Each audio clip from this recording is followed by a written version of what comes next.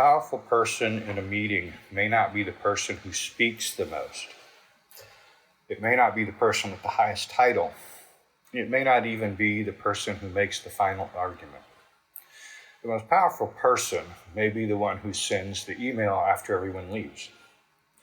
Because a meeting does not truly end when people stand up, close their laptops, or disconnect from a video call. It ends when someone establishes what was decided, who agreed to it, what happens next, and who is responsible for making it happen. Until that moment, the meeting is still vulnerable. Vulnerable to selective memory, vulnerable to competing interpretations, vulnerable to people quietly changing their position once they leave the room, and vulnerable to the person who understands that decisions are not controlled only through conversation.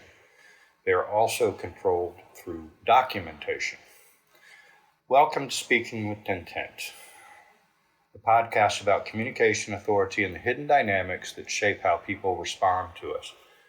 Today, we are examining a part of communication that receives very little attention: what happens after the conversation.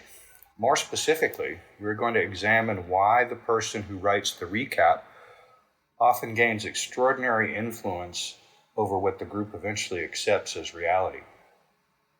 Not because that person is necessarily dishonest, or not because they are rewriting history, but because ambiguity creates a vacuum, and the clearest interpretation often fills it. Imagine a leadership meeting involving 5 people. The team is discussing whether to delay the release of a new product. One executive believes the launch should be delayed by 2 weeks.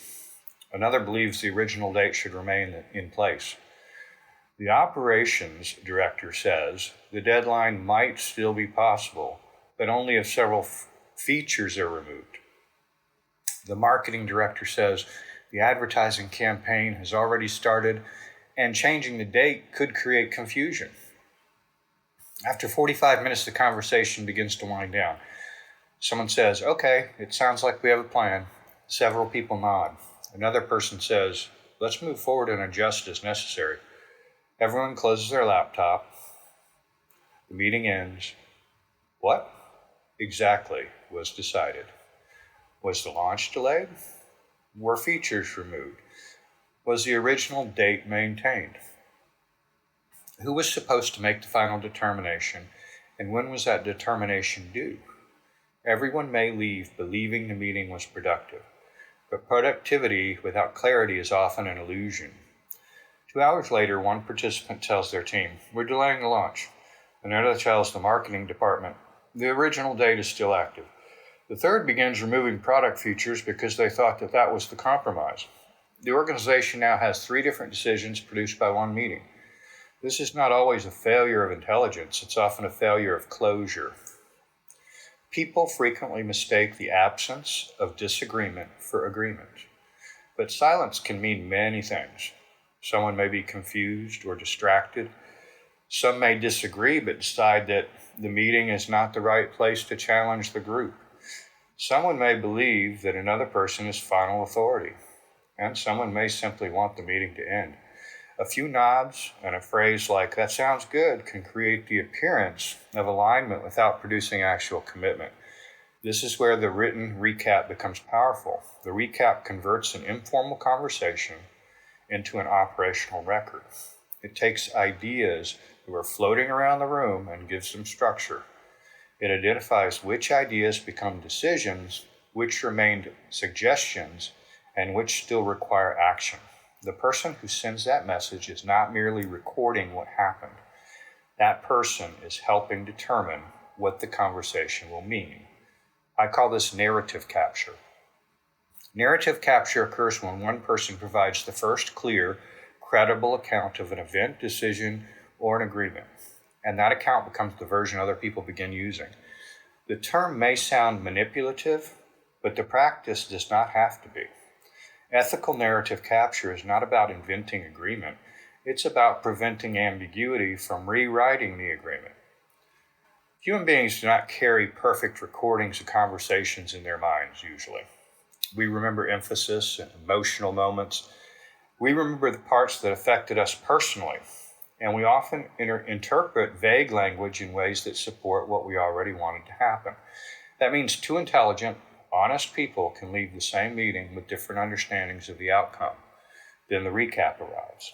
It says something like this: Today we agreed to maintain the original launch date while removing two non-essential features. Operations will confirm feasibility by Wednesday.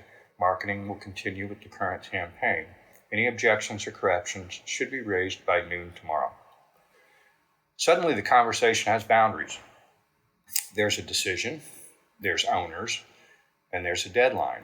There is also an opportunity to correct the record. If nobody objects, that written summary becomes increasingly difficult to challenge later, not because silence always proves agreement, but because responsible professionals were given a clear opportunity to identify a misunderstanding. The recap becomes the bridge between conversation and accountability.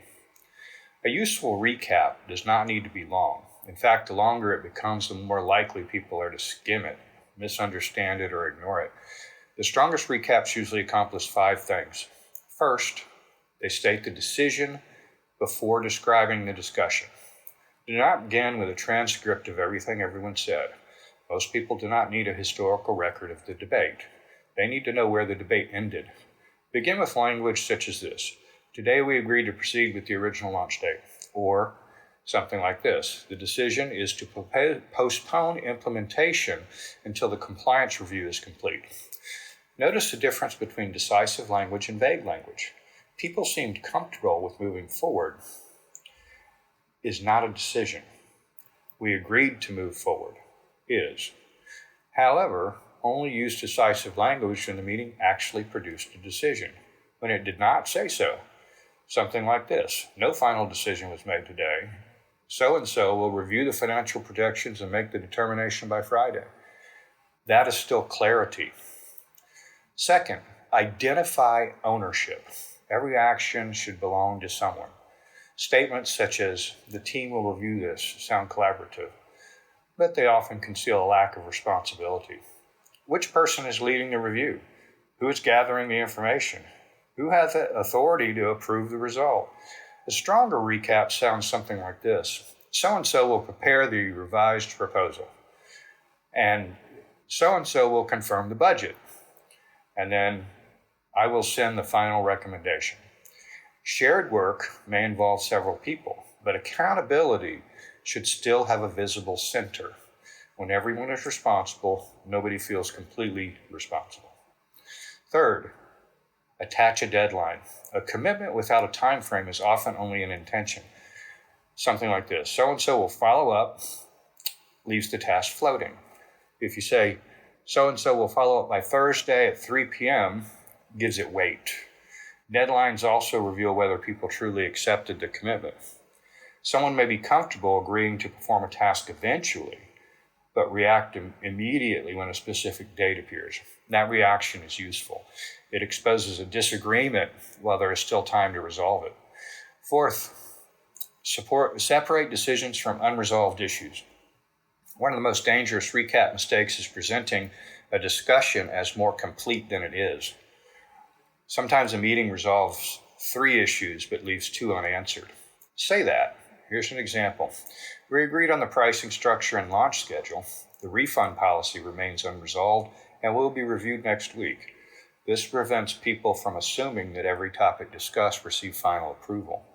It also protects you from the accusation that you manufactured consensus.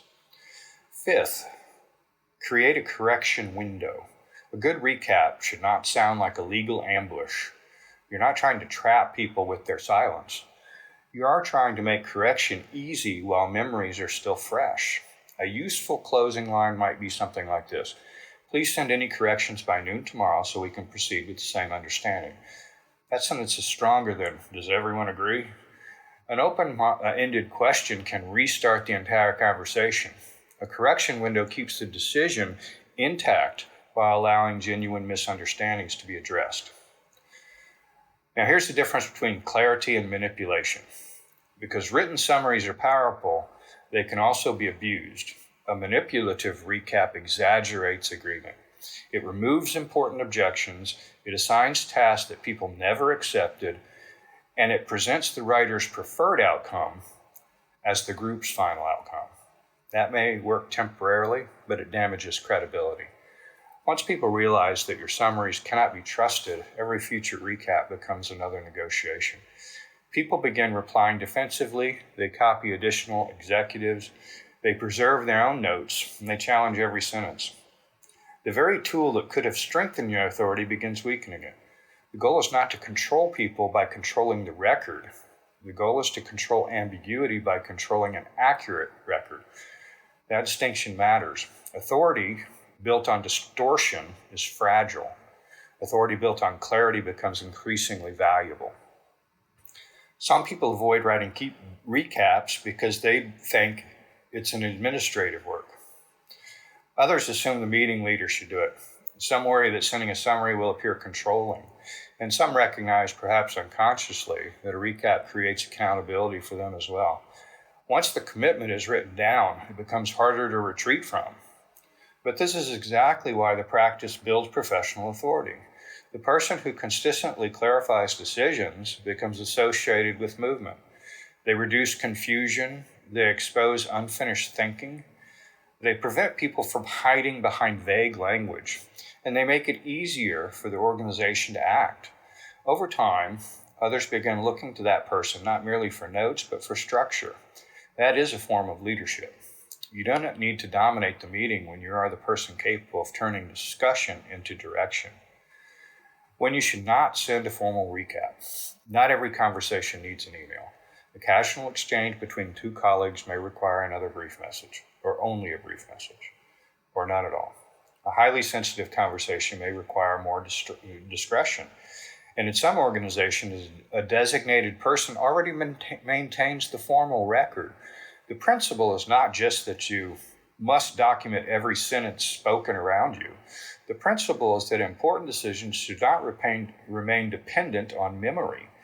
Whenever a conversation affects money, deadlines, ownership, clients' expectations, strategic direction, or professional risk, clarity after the conversation becomes especially important. The greater the consensus of misunderstanding, the more valuable the recap becomes. And here's the sentence that protects your authority. There is one sentence worth adopting. Here it is. To make sure we are working from the same understanding, here is my summary of what we decided. That sentence does several things. It signals confidence without aggression. It frames the message as alignment rather than control.